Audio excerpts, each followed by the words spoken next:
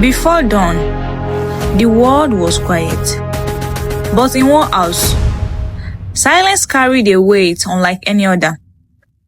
Precious woke, as she always did, her feet brushing the cold ties of the home she had known for 13 years. 13 years, living in the house of a man she called Daddy. At 38, her face seemed soft, almost youthful, but her eyes told a different story. A story of obedience, patience, and silence, learned too young, too deeply. She had arrived here at 25, weak, restless, searching for a life she couldn't understand. Her mother, frightened and desperate, had brought her to the bishop's church. And when he spoke, everyone obeyed. She must stay under my care, he said. God has placed her under my covering. And so, Precious stayed. First, it was prayer, fasting, guidance, then routine, then life itself. Slowly, the house became a ward. After the house had gone quiet, after Jessica had fallen asleep, after the lights were dimmed, there had been a knock on her door. Precious, his voice had come softly. Are you awake? She had been. She always was. He stepped inside, closing the door behind him with practiced ease. No rush, no fear. This had happened too many times to feel new. You looked burdened today, he had said gently. You shouldn't carry stress alone. His hand had rested on her shoulder, comforting, familiar, unauthoritative. This is your safe place, he reminded her. God placed you here for a reason. Precious never argued. She never questioned when guidance crossed into closeness.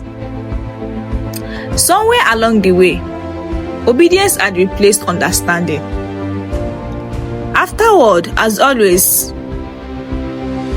he prayed. He had placed his hand on her head and asked God to keep her pure, to protect her destiny, to separate her from men who would destroy her life. She had whispered, Amen. Morning arrived, ordinary and sacred all at once. Precious moved through the house quietly, serving tea to the bishop.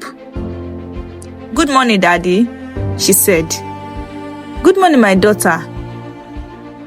The bishop said and smiled, as if nothing had happened. As if the night before, the closeness, the touch, the words whispered in the dark were nothing but routine.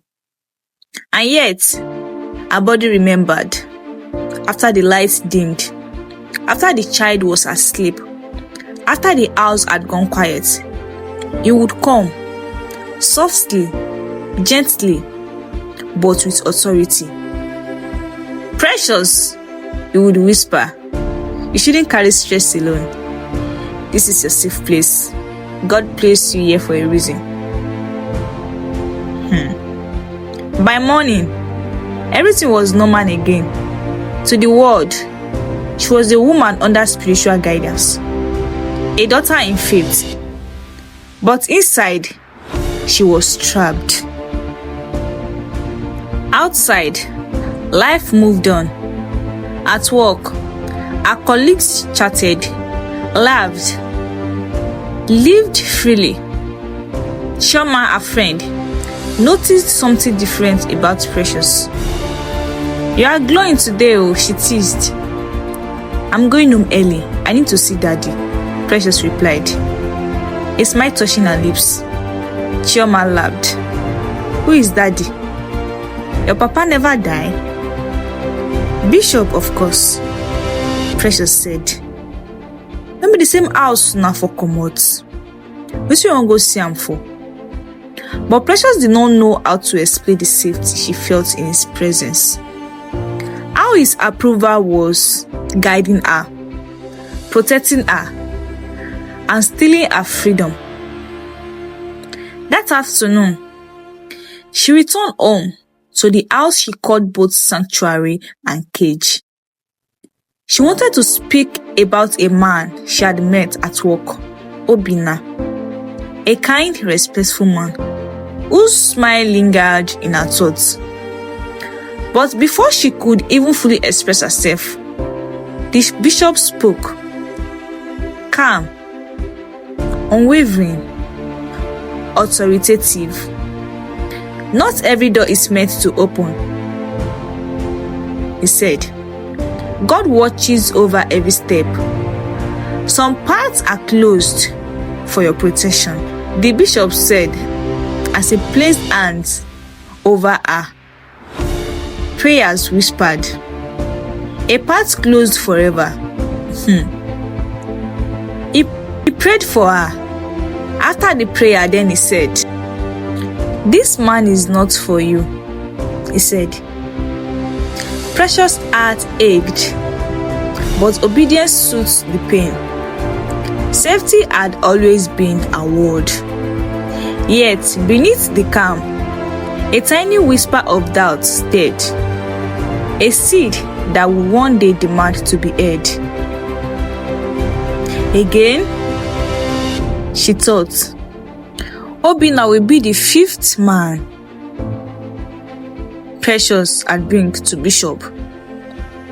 But he will always say, they are not for you. Precious visited her mother, hoping for connection, perhaps even guidance. But her mother had been shaped too. Precious, you have grown under the bishop's care. God's timing is perfect. Trust him as you always have. Confusion rose in Precious' chest, but she swallowed it. Obedience was comfort. Safety was certainty.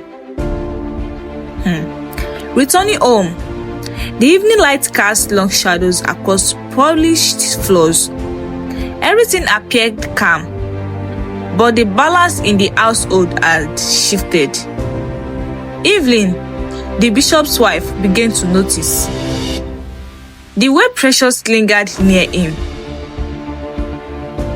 the reverence in her voice, the warmth of her gaze, something too familiar.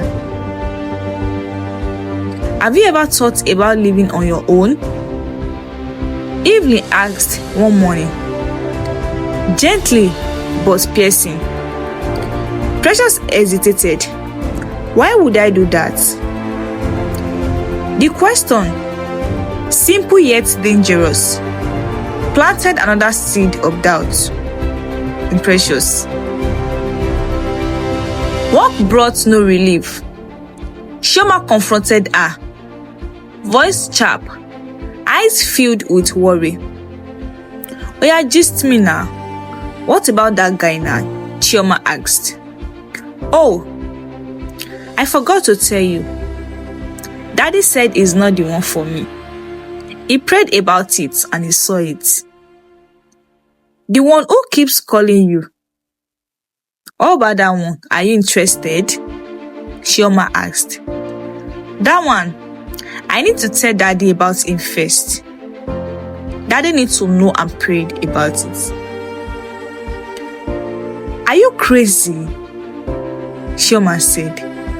You are 38, for crying out loud. You can't choose who to marry without his permission. Does that sound right to you? Precious felt tears sting her eyes. He saved me, she whispered. No, he kept you, Chioma countered. The words echoed in her mind. bouncing off walls she had built over years of obedience. Why do you always take permission from him before you do some certain things? Chioma said. Come to think of it, hoping I would be the fifth man you had brought to your so-called bishop.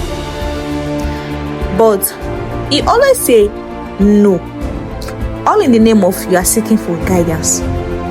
Can't you pray yourself? She asked. Or does anyone tell you that God doesn't answer your prayer? Pray yourself and ask God for guidance, Chioma said. And then the knock came. Precious, he called, stepping into her room as he had done for years. But this time, it was different. Her heart raised, not with comfort, but fear, and a flicker of defiance. She stuttered. I have to decide, she whispered.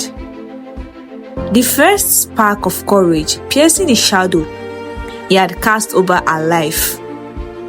Decide, he repeated, a shadow passing over his calm. Yes, you don't need to decide for me anymore, Precious said. I have to decide for myself. The air shifted.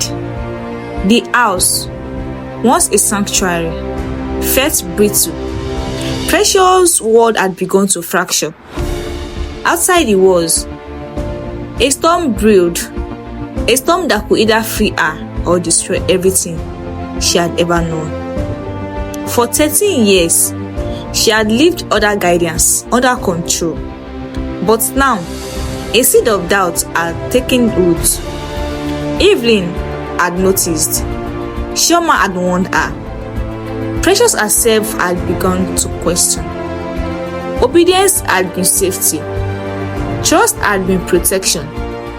But now she wondered, if this is protection, why does it feel like I'm disappearing? The next choice she made, the next step she took will define her life forever. And in the polished, quiet halls of the bishop's house, the game of power, trust, and control had only just begun. Will Precious finally break free or remain a prisoner of the man she once trusted?